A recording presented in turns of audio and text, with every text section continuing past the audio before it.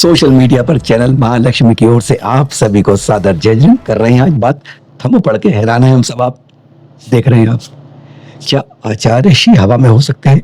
अजमेर की घटना बता रहे हैं, अजमेर की बात कर रहे हैं आपसे, आचार्य श्री वसुनंदी जी की बात कर रहे हैं और ये बात कर रहे हैं अजमेर के पंच कल्याण हवा में आचार्य श्री। ये प्रतिमा के सामने कुछ चेहरे पर कुछ दिख नहीं रहा आपको? ध्यान से देखें, चेहरे पर कुछ कैसा हो रहा है पता नहीं क्या है। पूरा चेहरा ही 54 फुट के शांतिनाथ भगवान है जिनका पंचकर्ण हमारे साथ में 1300 और प्रतिमाओं का 1300। सोच सकते हैं आप, आंखें भी हो जाती हैं सुनने के बाद गिनती। इतनी प्रतिमाएं, क्या इतने श्रावक अजमेर में जुड़ पाएंगे? बस सवाल अनुत्तरित है। पर हाँ, आचार्य श्री वसुनंदी जी हवा में क्यों है? अरे अरे अरे, क्या दिख रहा है? ये तो पिंजरे में दिख रहे हैं कुछ। हाँ, ये पिंजरे में आचार्य श्री हैं, आचार्य श्री वसुनंदी जी हैं। 37 पिच्ची का संग अजमेर में, व्यवस्थाएं गजब की है। पर आचार्य श्री पिंजरे में, हवा में, गजब की बात। ये चित्र आपने ऐसे कभी नहीं देखे होंगे जो आज आपको दिखा रहे हैं। है ना हैरानगी की बात? क्यों आचार्य श्री वसुनंदी जी पिंजरे में है? क्यों आचार्य श्री इतनी ऊपर हवा में है? कैसे लेके गए होंगे ऊपर? सोचिए जरा, गजब की बात। ओहो, ये है दीक्षा कल्याण के संस्कार के दृश्य, अद्भुत है। इसने देखा, कहते हैं आतो तले अंगुली दबा ली, हमारी तरह गला साफ नहीं, साफ करके बजा ली। गजब के दृश्य है।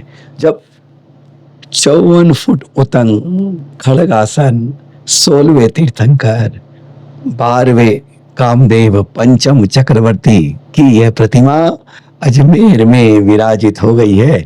व्यवस्थाएं गजब की हो गई है। पर ये इतिहास नहीं बनाया अजमेर के अंदर। अजमेर में एक नई और बात हुई। अरे देखने वालों की दांतों क्या दिन में तारे नजर आने लगे जब ऐसी बात दिखाई देने लगी। और अजमेर में इसके साथ एक और खास बात हुई। इतनी विशाल पुस्तक की शुरुआत हुई, यही उसी पंचकल्याण में आचार्य श्री वसुनंदी जी द्वारा रचित श्वेत पिचारे आचार्य श्री विद्यानंद जी के चरित्र के ऊपर। सोच सकते हैं आप, कल्पना कर सकते हैं, जिसके अंदर 1000 किलो लोहा, सही बोल रहे हैं आप, क्यों रुकवा देते हैं? 1000 किलो लोहा लगा है। 1500 स्क्वायर फीट लंबाई करते रहिएगा। वो जो चल रही है ना यात्रा गिरनार जी की, उसमें 1008 फीट का ध्वज है। यहाँ पे 1500 स्क्वायर फीट फ्लेक्स लगा है। 20 कारीगरों ने 5 दिन रात काम किया है, तब जाके इस पुस्तक को बनाया गया है, वर्ल्ड बुक ऑफ रिकॉर्ड्स में दर्ज किया है। आप कहेंगे इसका साइज तो बताया नहीं। हाँ, 36 फुट बाई 24 फुट लंबाई गुना चौड़ाई इस पुस्तक की। अरे गजब की है भाई। और पता है इसकी क्या गजब की बात है? सबसे बड़ी पुस्तक का उद्घाटन जो किया गया, उसमें मौजूद थी सबसे छोटी महिला। बिल्कुल जैसे कुतुब मीनार के सामने आप खड़ी हो जाओ, बस दृश्य वही बन जाता है। यह है अद्भुत कला अजमेर के पंचकल्याण की। पर अभी तो कुछ देखना बाकी है। 54 फुट ऊंचे शांतिनाथ भगवान और साथ में ये 1300 प्रतिमाएं। देख रहे, शोभा यात्रा गजब की। जब अजमेर में यह चली तो कहते हैं तीर्थंकर की जैसे साथ में लोगों के कल्याण के लिए यह साथ एक धर्म यात्रा बड़ी। मस्तक पर भगवान और कहते हैं मन से निकले जय जय हर के गल से। गजब कहते हैं दृश्य, जैसे कर रहे थे समृद्धि और धनवान। गजब के अजमेर नतमस्तक हो गया था। हर के हाथ जुड़ गए थे, आंखें झुक गई थी, मस्तक झुक गया था और ये दृश्य नैना विराम बन गए थे। पर हाँ, अब ये देखिए स्थापना हो रही है। ऐसे ऐसे ऐसे 1000 प्रतिमाओं की। क्या इनका भी शक हो पाएगा? शायद नहीं। इतने श्रावक नहीं बन पाएंगे, शायद नहीं। और समाधि की ओर के दृश्य गजब के होते हैं। गुरुवर आचार्य श्री विशुद्ध सागर जी, हाँ, परसों प्रवेश है स्मृति धाम में, उसके बारे में कोई चर्चा करेंगे कल। पर आज बात करें आपसे अलग कुछ खास। जी हाँ, देख रहे हैं शुल्लक विश्वतीर्थ महाराज जी समाधि की ओर है, शुल्लक में। और पता है, एक गृहस्थ थी, पत्नी जब थी अवारिका बन गई है, वह अपने गृहस्थ से शुल्लक बने पति को बता रही है, अरे अरे सुनो, अब समाधि का समय आ रहा है, शांत भाव रखो और मुनि दीक्षा ले लो, गति अच्छी होगी। गजब की बात है। ये होता है, कहते हैं राग हट गया, मोह हट गया, पर सो कहते हैं उद्बोधन में गजब का अंतर पड़ गया। सुनते रहिए, ये देखिए शुलक विश्वतीणी को जब आरिका माता अतीत में उनकी गृहस्थ की पत्नी की क्या संदेश दे रही है। यही होता है, कहते हैं पद बदलते ही, रास्ता बदलते ही भाव बदल जाते हैं। अब हम ले चलते हैं आपको ललितपुर। गजब की बात है, भारतवर्षीय दिगंबर जैन तीर्थ क्षेत्र कमेटी के 123 साल के इतिहास में पहली बार महिला प्रकोष्ठ की स्थापना हुई और शुरुआत हुई ललितपुर से। कहते हैं जहां पर सबसे ज्यादा सिद्ध अतिशय क्षेत्र है यहीं पर है। देखिए उत्तराखंड के अध्यक्ष जवाहरलाल जी थे, उपाध्यक्ष थे और बहुत जैन पंचायत के अध्यक्ष थे। सबके सामने लगभग 400 महिलाएं 31 मंडलों से आसपास इकट्ठी होकर आई। गजब के दृश्य थे और उन सब ने वचन लिए, संकल्प लिए।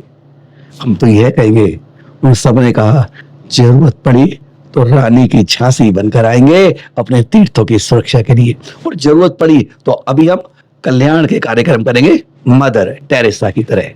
अभूतपूर्व दृश्य थे जब हमने उन्हें उद्बोधन दिया था और सबने दिया था। एक गजब की प्रेरणा उनके अंदर आई थी।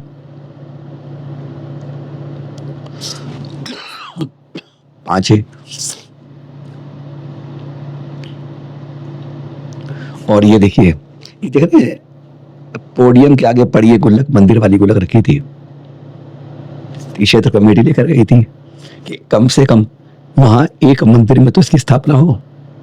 जैन पंचायत के अध्यक्ष भी थे, महामंत्री भी थे और इस अंचल के उपाध्यक्ष, उन सब ने कहा हम चर्चा करके अपने में हम कोशिश करेंगे 10-12 मंदिरों के अंदर इसको रख सके। प्रस्ताव पारित करके इसकी सूचना दी जाएगी।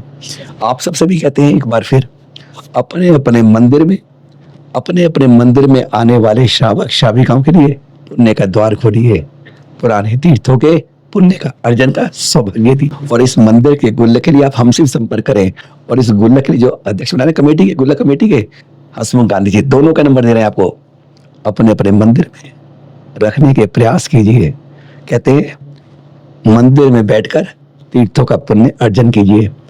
हर कमेटी को ध्यान रखे, बस पुण्य का अर्जन के साथ तीर्थों की सुरक्षा की बात।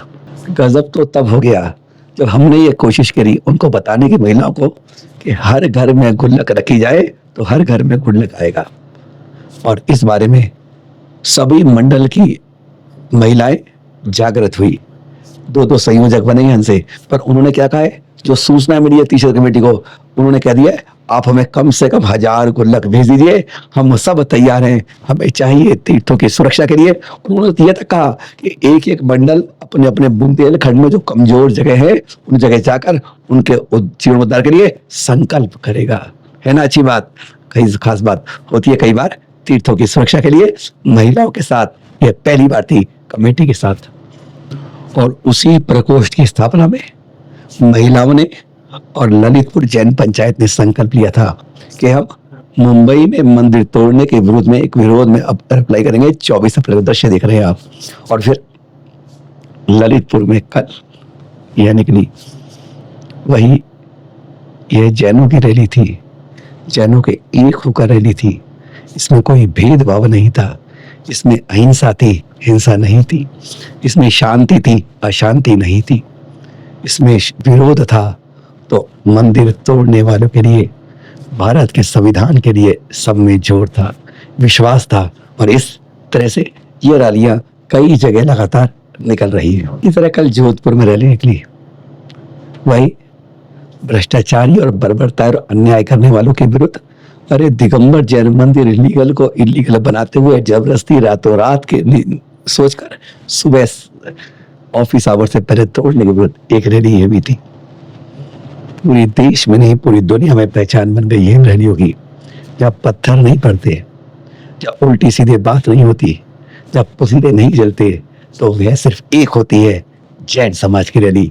हर कोई कहता है सचमुच इनके साथ कहीं ना कहीं अन्याय किया गया है। और इसी तरह महाराष्ट्र के सांगली में निकली है, नाम पड़ा गया आक्रोश रैली। पर किसी के मन में आक्रोश था तो उस अन्याय के विरुद्ध था, लेकिन रैली के अंदर, अपने व्यवहार के अंदर कोई आक्रोश नहीं था। शांति के साथ, अहिंसा के साथ बढ़ते गए, स्लोगनों के साथ। यह व्यवहार है जैन समाज का। बहुत जगह ज्ञापन दिए गए कलेक्टर को। कुछ चित्र दिखा रहे हैं शिवपुरी के, आपको ये कल सूचना मिली है 7 से 8 जगह जिलाधिकारी को जगह जगह प्रधानमंत्री के नाम, मुख्यमंत्री के नाम और भी विभिन्न पदों पर यह ज्ञापन अपने अपने क्षेत्र में दिए गए। इसी तरह के ज्ञापन दिए गए सागर में। चित्र दिखा रहे हैं जब कलेक्टर को सौंपा गया प्रधानमंत्री के नाम ज्ञापन। क्यों हो रहा है आज अन्याय जैन समाज के साथ? जिसको मिलना चाहिए सम्मान, उसके साथ क्यों है अपमान? बस आज की यही कहानी है। फिर मिलेंगे आपके पास कुछ नई खबर के साथ। आज तो चिंता यही कीजिए, पंच कल्याण जब भी हो तो एक छोटी राशि तीर्थों की सुरक्षा के लिए अलग रखिए। कहेंगे जरूर, बार बार सोचते हैं, कभी ना कभी करत करत अभ्यास के सिल पर पड़त निशान। सादर जय जिनेंद्र।